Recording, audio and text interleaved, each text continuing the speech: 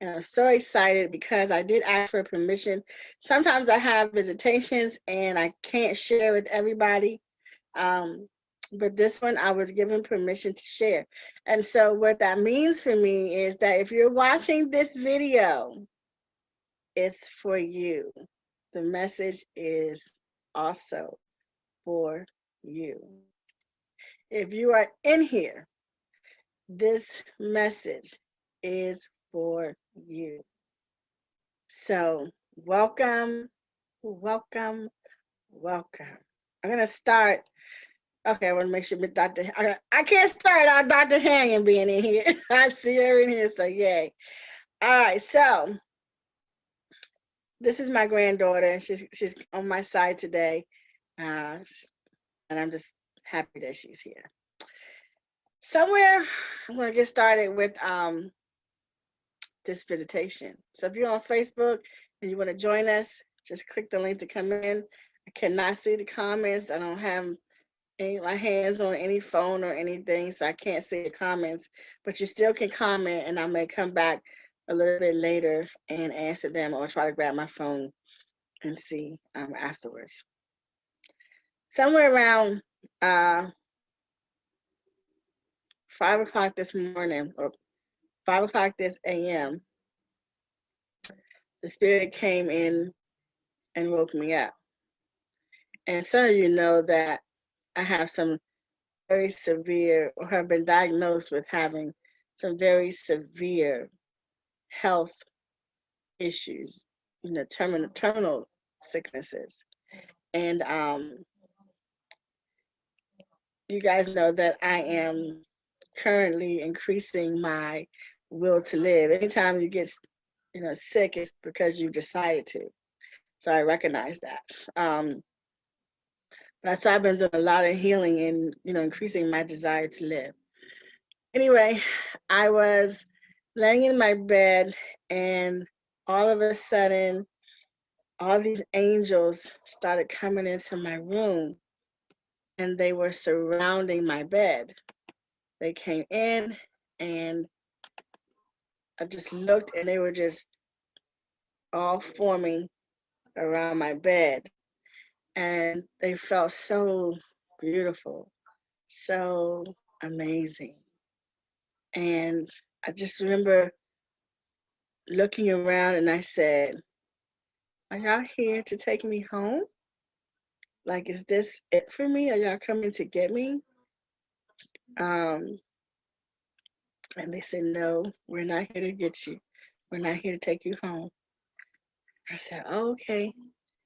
So I just relaxed, and I was just wondering, like, okay, well, if you're not here to get me, to take me home, what are you here for? So I just kind of enjoyed the feeling of them being here. And they were doing something, but I just couldn't tell what they were doing. But I could feel, I could feel it moving. And then they started to leave out. They began to leave out, one by one. And I said, "No, where you going? I don't want you to leave." And about half of them left, and the other half stayed. And I said, I'm glad that you guys are here. I don't know why you're here, but it just feels good that you're here. And in that moment, I had this brief vision of me sitting in a bed in this beautiful home, and someone was coming through the door to bring me breakfast on a tray. And they had the tray on the bed, and I got up to eat my breakfast. And all of us in the house were being served breakfast. And it felt rich. It felt like luxury. And immediately I said, "No, no, no, no, no, get that out of your head. That's not even gonna happen to you. Like, what are you doing? Why are you thinking that with all these angels around? You need to be paying attention to the angels that are in here. What are you doing? Why are you going there?" And I shook my head. I was like, "Oh, get out of here." So I began to just shake. My body began to shake. And one of the angels came and sat down and grabbed my hand, and I was shaking. Anytime I go into a healing session where someone is doing healing on me, I will do like this because the energy is moving out of my body and I can feel it and I just allow it to flow. So I'll move like this. And then so something, sometimes my hands will shake. And that's what was happening. So I recognized it because that's a cleansing. So as the angel was holding my hand and I was cleansing and releasing, I felt I felt good that it came to withdraw that energy. And I saw it moving. And then I saw death. And normally when I see death, it's very angry. It talks very angry. But it didn't talk very angry this time. It just kind of like, no. Like, I want to stay, but I feel you moving me out. No. So I was like, well, you got to go. You got to go.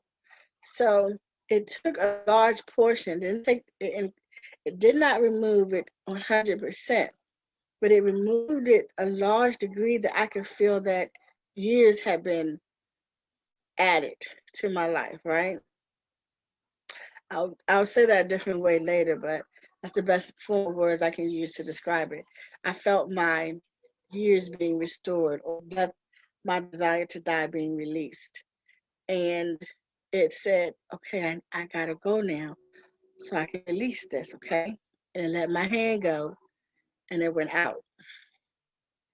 And then I had all these beautiful messages that I've already called most of the people and told them the messages that I got for them.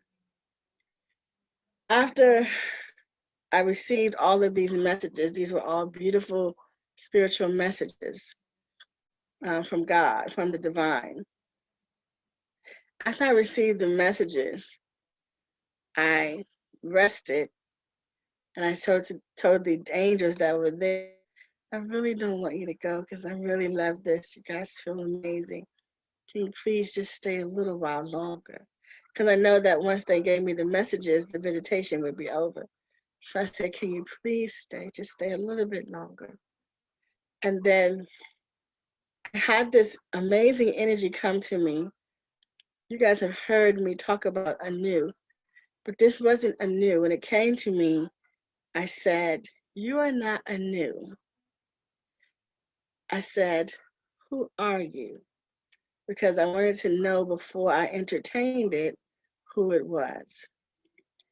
And it said to me, I am the God of money. It would say that to me so that I could identify who it is for people who may be trying to say, oh, there's so many gods. There's only one God with many attributes. And so this was the attribute of money. And it said, I am the God of money. And I said, okay, I will open up and I will allow you to use my vessel. And it came and it began to speak whatever language it speaks. And I record. And, you guys have seen me do this. I'll begin to write what they're saying. And the first thing that it said to me was, you need to be ready and prepared to accept the wealth that you've asked for, the wealth that you speak about. You need to be ready to receive that wealth because that wealth belongs to you. It's yours. But I can't give it to you or allow you to experience it if you don't know how to accept it. And he said to me, or it said to me, that vision that you had, you see how you just dismissed it out of your head and said, no, it's not going to be that good for me. That part right there is what I have a problem with. Because as long as you go, no, it's not going to be that good, then it won't be. it's time for you to accept the massive amount of money that you are allowed to have in this space. And it said to me, can you give me that green book right there? You wrote it in my green book? I did. Sorry. It's Grandma okay. gave it to me. She know I needed to write. It said to me, you can have it all. This, what I'm offering, seems too good to be true to you.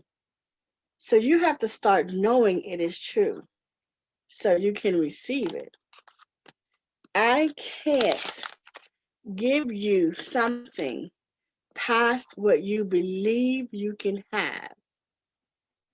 I can't give you something past what you know you can have. You have to break that so I can deliver.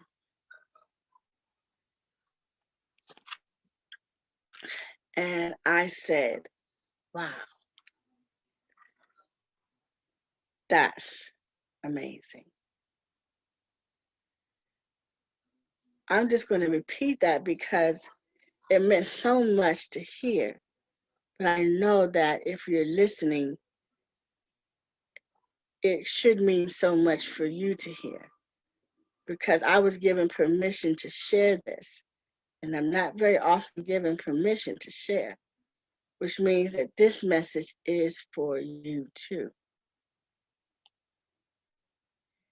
It is my job to accept this wealth like never before because it's mine.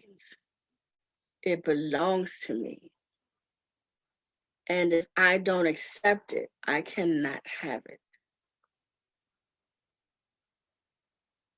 If you do not accept it, you cannot have it. This is so powerful. So I recalled my good girlfriend, Dr. Nicole, to share with her this. I said, oh, I can't wait to show you the message. And her her question to me was, do you remember your question, Dr. Nicole?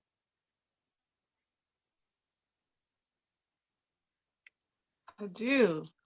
The question was, why is it hard to accept that you can have that life? Why is it hard to see yourself being served and having that type of wealth? And I'm just not going to answer that question because I said let's save that for when we go live today. And it was so interesting because the very first person that I thought of when they came to me and said that was Dr. Nicole. If you guys have ever heard me talk about my wealth story, you've heard me mention her name several times because in the process of restoring my wealth, she had to appear in my life to show me that expecting something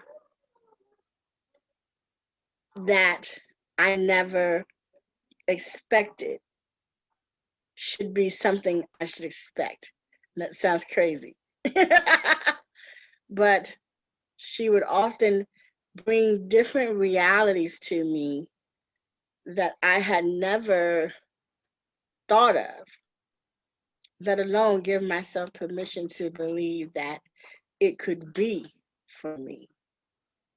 And so, in the process of restoring my wealth, when this came up in terms of this happening, and I had to learn to release the belief that this cannot happen for me, I had to release that. She was the first person to came up, and she was the first person that called. And so that question Why don't I believe that? I have to explore. So you guys are just going to be in here while I do some of this work. Because when this spirit said to me, I can't give you something past what you believe or past what you know, I immediately allowed myself to feel the feeling of having it. So I did allow myself to have that feeling. So now I know what it feels like. But Dr. Nicole's question is still urgent, important, and relevant because when when or if that feeling ever goes away, I need to be able to fight it. I have to have something to fight with. I have to have a tool to fight against that if it tries to take that awareness away. I have to put on the full armor of God. So this is a part of my armor, knowing what took that away from me in the first place. And so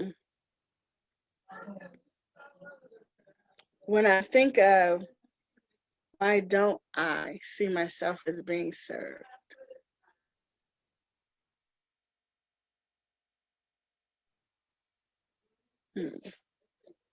It's so interesting because I can see myself as being a server, like someone to serve someone else. And I find joy in serving others. But being served,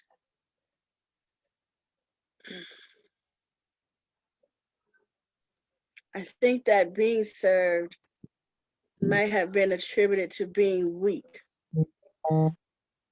or that I'm not strong. Although I don't feel that way about those that I serve, because those that I serve, I feel like they're the most amazing people, just don't know it yet. That's how I feel about them. But when I take the position, I feel like you can't be lazy. You got to get up and do it. You don't have time to sit around and do nothing. You got to get up and do something. You can't be lazy. You can't be sitting here. You got to get up and do it. And you don't have time. Like sometimes I say, you don't even have time to be sick. Get up. Like, no, you don't have time. So I think that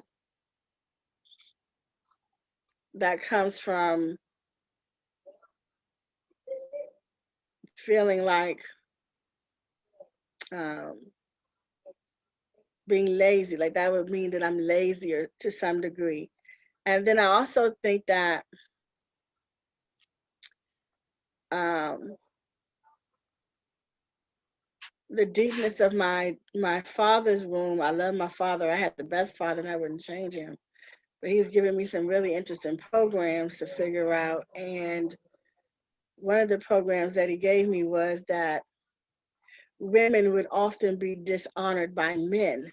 So when someone is serving me, it makes me feel like a queen, or it can make me feel special.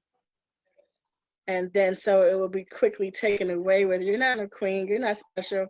Remember, your father taught you that you're this or you're that, uh, not to be, men will honor you. Although my dad, to the best of his ability, honored me. He gave me some crazy teachings, but he didn't know they were crazy when he gave them to me. So he really did honor me. So I think that plays a part. And then I think that other people's belief about money, that you think you're something because you got money. You think you this because you got money. Or you're the devil because you got money. or you're not holy because you got money, like all of that silly shit, um, can have a play in that.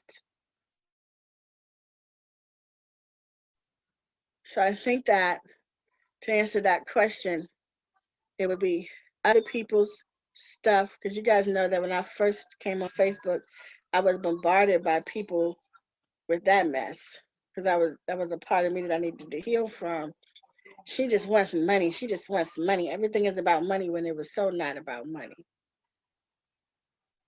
And I think that's a part of it. And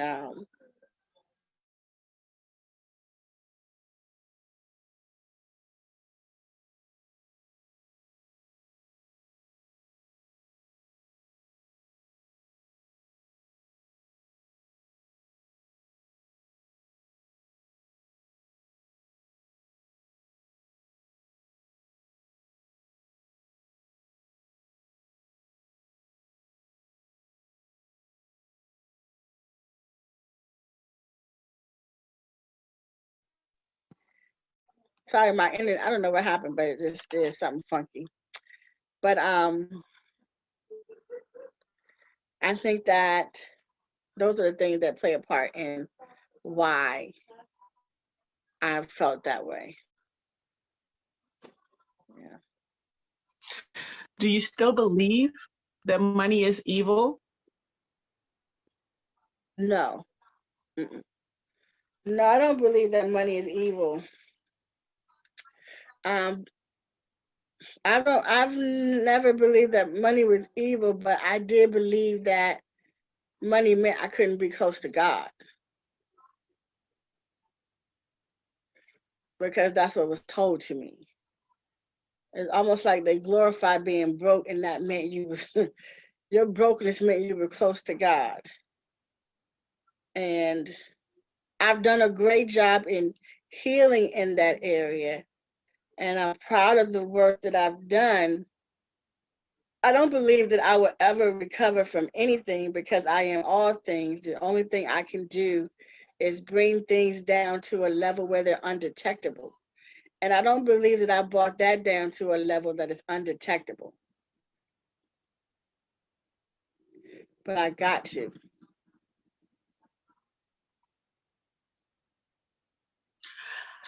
I have a question about the original question. And the original question is, why is it hard to see yourself being served? And the Yeah, I think I was. question the question is, um, when you explore service in general, different types of serving, um, do you believe that there's honor in all kinds of service? Yeah, I believe that there's honor in all service, except for when it's being done to me. Do you think that there is a difference in the service that you give to others and then when it is returned and others then give you service?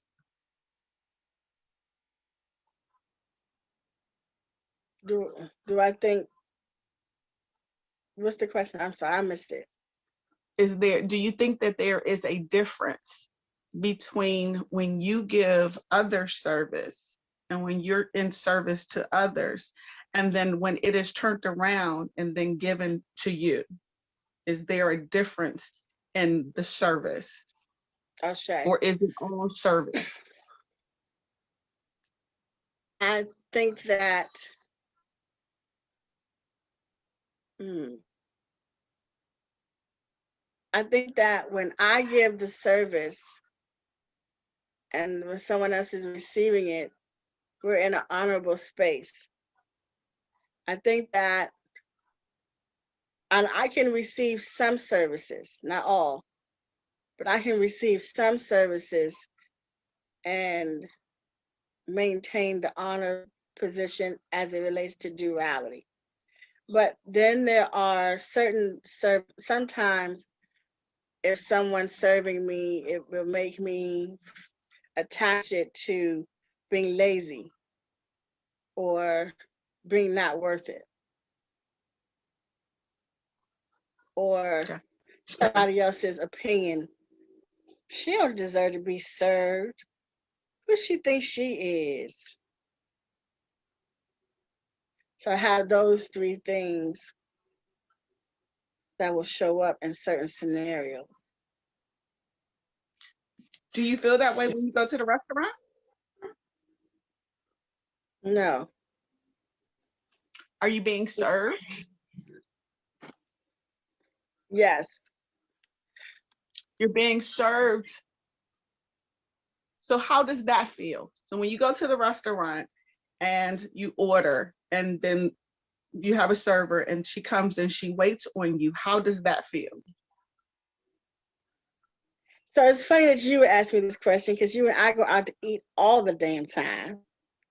And I watch how you do it and I go, ah, she is crazy. But you do a lot of stuff that I go, ah, her ass is crazy. And then I realize that her ass ain't crazy. So like we can go to the restaurant. I will not run my waitress to death. If she didn't bring it to me and I need it, I just won't bother her with it. But you do. You'll be like, you forgot the ketchup. You didn't bring me my sauce. You forgot to bring me this. I still need that. And I'll be like, she gonna run that damn waitress to death and she gonna probably spit in our food. I hope she don't spit in mine, you know. You asked the question, I'm telling you the truth. So when I I go love to it. the restaurant, I don't mind being served to some degree, but I mean I don't mind being served, but I just don't want to run her to like I don't want to ask for too much. That's And I crazy will because we never talked about that. This is like great because we usually talk about no, everything. I've never told you that. I love. Okay, that's great. That's so great to know though, because it makes so much sense. So let me ask you another question. Have you ever met a server um, in that capacity that absolutely loved what they do? You could feel it coming from their being that they were happy in what they were doing, like it gave them joy. Have you ever experienced that? In the restaurant or you mean just period? Period. Okay. Um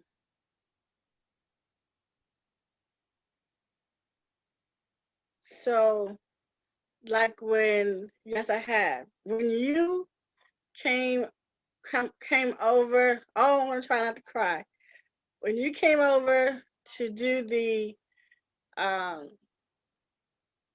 the energy healing, I knew that you loved doing the energy healing, and I knew that you loved doing it for me. And I received it, and it was very good. So I have experienced it before, and it's foreign to me to experience that because normally, either in a godly good way, I'm serving, or someone expecting me to do something that's in a non godly good way, but I'm still serving. So when you did this for me, I think I might have told you this feels foreign, but it feels foreign, but it was beautiful. So I have experienced it. Yeah, it's crazy that you say that. I remember a conversation. Can I talk openly? Yes, yes. I remember a conversation that we had, and I know for the first couple of times it was like a fight with you, an inner fight to even receive it. to receive what was being offered. It was a fight. You had to go in and really fight to even receive it. So I understand exactly where that could be an issue. Yes. So then the question becomes, are you willing to allow yourself to explore that there is not only honor, but joy to others to give service just as Mm, well as it brings you joy and honor to give your service?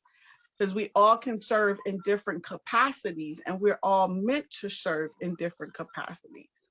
So, are you willing to allow yourself a space to explore somebody, or there are people that believe or feel or experience joy in that capacity of serving, and that is their give back, just like it is in your capacity of serving. The way that you serve is your give back, and it brings you joy and honor.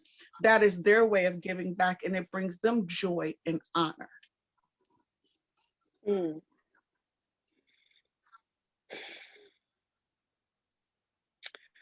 Um,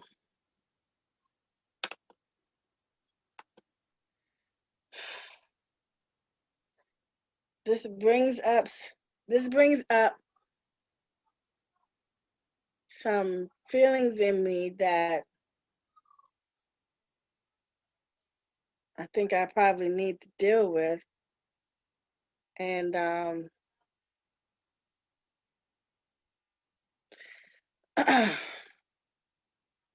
do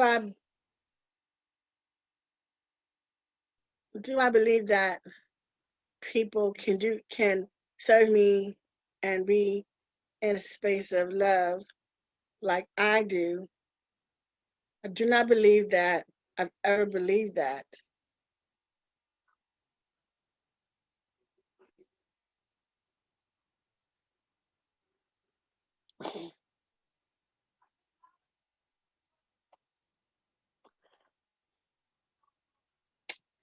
This is really good because I'm not the only one. You know what I mean? On on Earth that is supposed to, serve others. And I think that I've been living in a space where only I can do that. Only I'm like that. I'm the only one that's like that. And that's a horrible place to live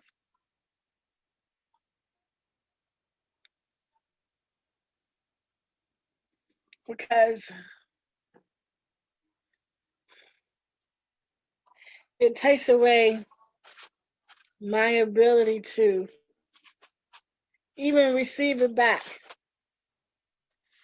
because we reap what we sow.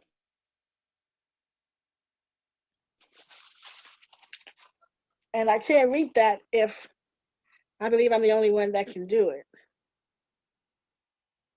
And you guys know that I have this guy friend of mine that's teaching me so much. And I just finished telling him that you got to stop thinking that everyone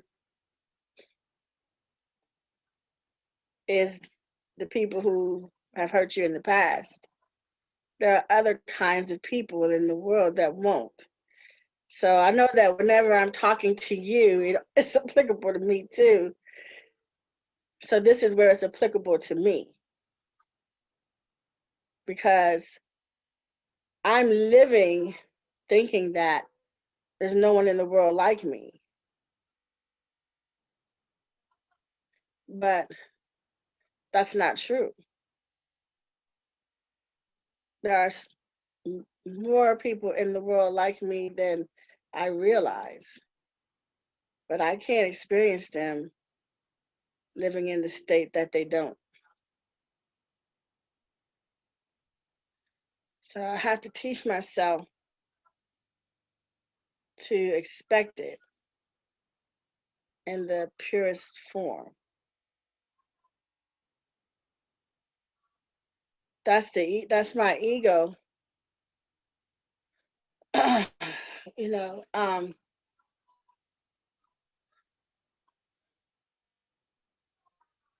yeah, that's my ego. I mean, it's doing its job. It's trying to protect me, but it's not protecting me. It's hurting me right now. So, yes, I have lived thinking that I am the best person in the whole world, and no one will, no one will treat me as kind as I treat others. That's some shit for your ass. But I will tell my shit. I'm going to give you a visual that I think you can relate to because it just popped up, and I think I mean, it felt so good to even think it. And I think you've experienced because I know you're an empath and I know you can feel everything. So when y'all, my daughter is a chef, and when I say this chicken cook her tail off, oh my God, she can cook like she took the whole family cooked, but she took it and turned it into a whole nother level. Okay. So when I watch her cook, she's so happy. I mean, she feels good. She loves what she does. She enjoys it so much that it comes through in her food ridiculously.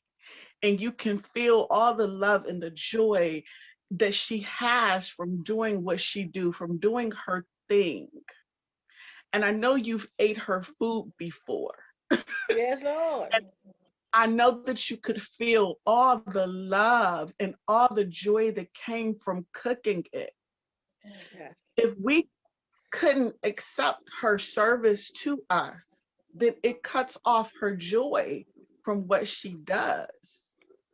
She loves doing it. That is what brings her joy. That is her purpose. You know, she's found her purpose. What if we didn't allow her to do it? That would then cut off what she was put here to do and what brings her the ultimate joy in experiencing that.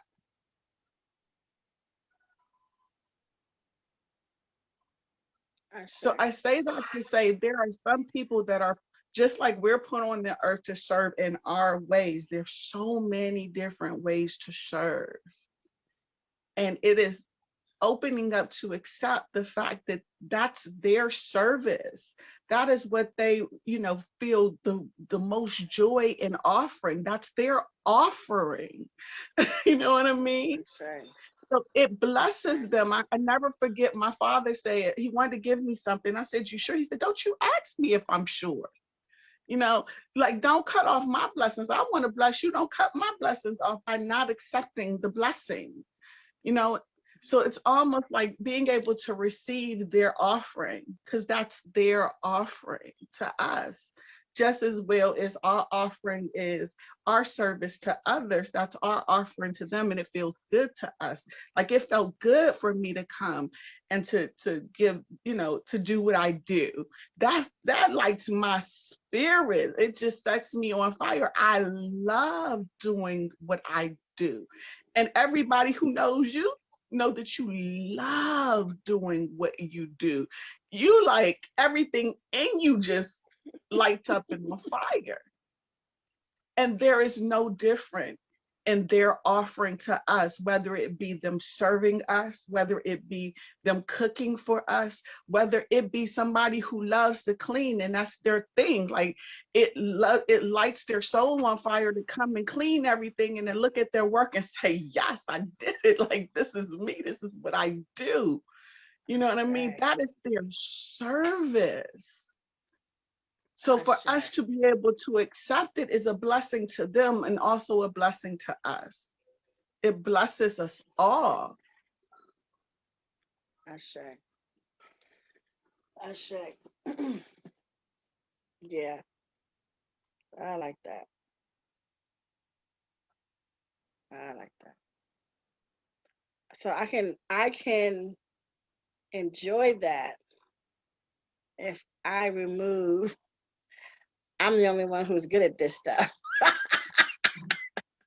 I have to remove that to enjoy that, and I got to do that. Yeah. So what's something that you can remember? So like if you had to remind yourself of that, what is the best way to remind yourself of that during that time? Like for me, because I'm an empath too, I can feel their joy and I'd be like, yes, love it. Like I'm enjoying being served as they are enjoying serving me. Like we all happy. This thing works. I say, I say, yeah, allow myself to live in that reality. Like I like that reality. Like that's a reality. And to allow myself to live in that reality, I have to kill the ego that says only I'm that good. Because that's where I've been living. And that's a horrible place to live. That realization is just, I'm just now having this realization. or I may have had this realization, but this is the first time I'm addressing this realization in an effort to repair it, because this needs to be repaired, because I'm not the only one in the world that's like that. And I have evidence of that because I've had the experience with you. You know, I have evidence of that because I've had the experience with my cousin who has uh, done things for me just out of love, you know. So I have people who my language. I don't want to piss anybody off. I'm learning to not give a about it. My love language is money.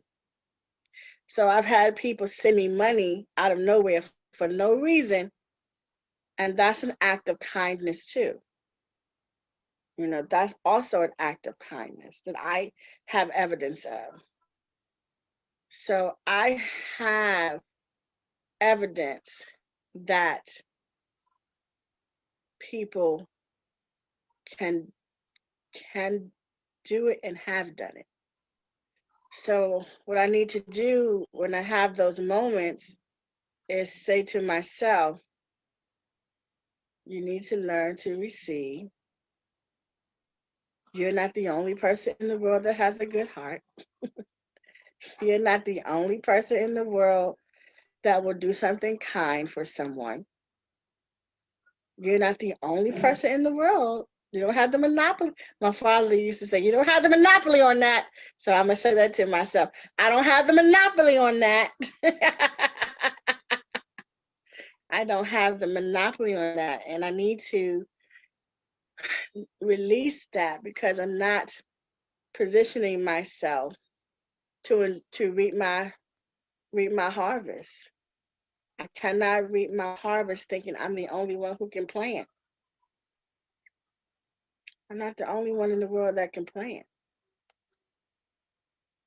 And I just have to have that self-talk very often. I am not the only one in the world who can plant a seed. Because living in, I'm just going to say it again. I'm just going to do my work because living in that space takes away me reaping what I sow. So if I'm sitting here wondering why I don't have my shit, it's because I'm in the way of getting my shit because I'm the one who thinks I'm the only one that can do something. I'm not the only person in the world that can do something. There are other people out here who can plant their seed. And if I don't let them plant their seed, how am I going to get mine back? I can't get mine back living in that space. or thinking I'm so good, I'm the only one that can do it. And I'm not going to do that anymore because I want to reap my harvest. I have done good in this world. I have done so good in this world. And it's time for me to get it back. And I can't get it back thinking I'm the only one who does good in this world. That's how I trap myself. That's how the devil gets his way. Because he gets in my head and say, I'm the only one. But I'm not the only one. I'm not the only one. So I'm going to start expecting to harness someone else's seed and help grow their seed.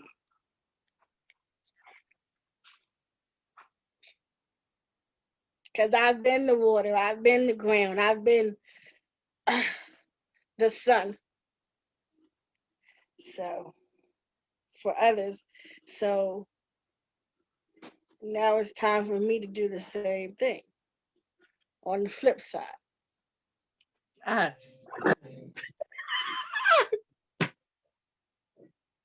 Yes. I can't get my rewards in this position. I can't get my rewards in this position. So I've been like, God, what are you doing? Like, where's my stuff? And it's never God. It's never God. It's never God. But I do ask so that I can get the answer. So that God can bring me to the place of getting the answer. Where's my shit? I said, I got rid of thinking that I have to be poor to love you. I don't think that anymore.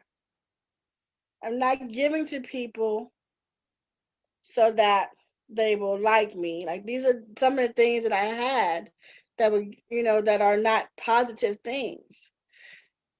And so when I say I'm not in that space, I mean I'm always gonna have that space because I have all things in me, but I do have them limited to a degree that I'm proud of myself and that I should be able to reap some of the benefits of the work that I've done.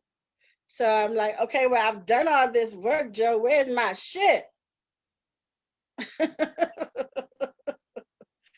And so here it is.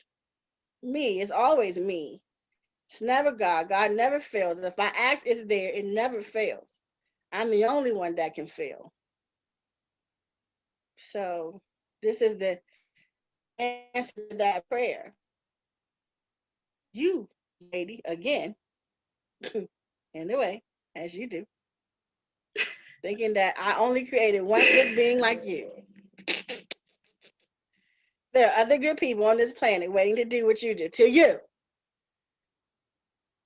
In many different ways. That's the beautiful part. In many different ways.